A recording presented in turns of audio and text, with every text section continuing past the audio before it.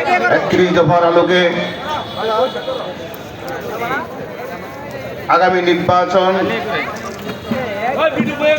1, 2, 3 BNP অঙ্গ সংগঠন কর্তৃক এই কর্মী সমাবেশের সম্মানিত সভাপতি উপস্থিত আছেন আমাদের সম্মানিত নেতৃবৃন্দ এবং আমার সহযোদ্ধা ভাইয়েরা, সকলকে সশ্রদ্ধ সালাম, আসসালামু আলাইকুম। প্রিয় ভাইয়েরা আমার,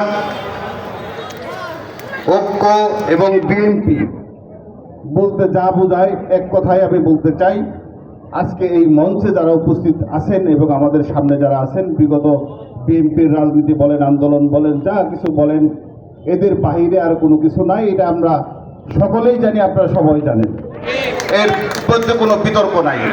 কিন্তু দুঃখের বিষয় হলো যে যারা এই 18 বছর ধরে ঘুমিয়েছিল, যারা এই 15 আগস্ট জানে না, শেখ হাসিনার দুঃশাসন জানে না, তারা এসে আজকে বিএনপির সিনিয়র নেতৃবৃন্দ যারা এই দলকে এখানে প্রতিষ্ঠিত করেছেন তাদেরকে নিয়ে মন্তব্য করেন।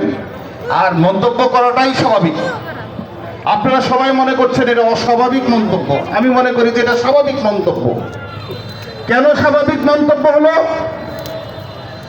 তারা কোথার থেকে ওরা এসে জুড়ে বসেছে, বসে কে বিএনপি করেছে, কে আওয়ামী লীগ করেছে, কে জামাত ইসলাম করেছে, কে কি করেছে, তাদের কোনো জ্ঞান কিছুই নাই।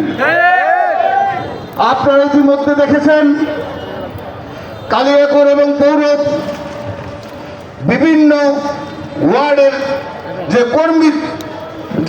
কমিটি দিয়েছেন, সেই কমিটির যে বিজয় মিছিল তারা করেছেন, সেই বিজয় মিছিলগুলো আপনারা অনেকেই সেই ভিডিও দেখেছেন। সেই মিছিলের মধ্যে তাদের স্লোগান ছিল, জুড়ে বলো হেইও, ফটো তোলো হেইও। ঠিক আছে, এই যে হেইও মার্কা কমিটি তারা দিয়েছেন, কারণ তাদের এই ব্যাপারে কোনো অভিজ্ঞতাই নাই, তাদের কোনো জ্ঞান কিছু নাই। সেই জন্য তারা পাগলের পলক করেছেন। কিন্তু আমি বলতে চাই, যারা এই সমস্ত কথা বলেন তারা একটু চিন্তা করেন, আমরা কিন্তু কোনো কিছু ভয় পাই না।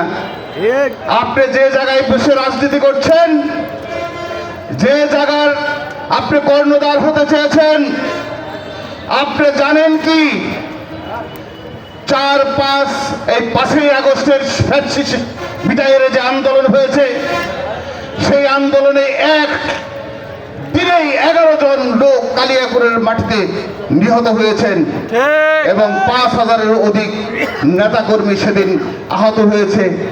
সেই নেতৃত্বে ছিল আজকে যারা মঞ্চে আছে তারা।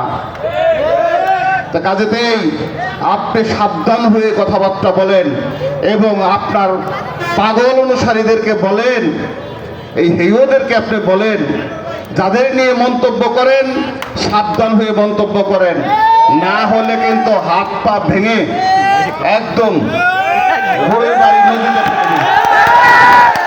কারণ আওয়ামী লীগকে পুনর্বাসন করার যে ষড়যন্ত্র আপনি করছেন, আওয়ামী লীগের পুনর্বাসনের মধ্য দিয়ে আগামী জাতীয় সংসদকে কালিয়াকৈরের মানুষকে বিগত দিনের ন্যায় যে উন্নয়ন থেকে বঞ্চিত করতে চাচ্ছেন, যে নীল নকশা আপনি প্রণয়ন করেছেন, এই দলের মধ্যে বিভক্ত তৈরি করছেন।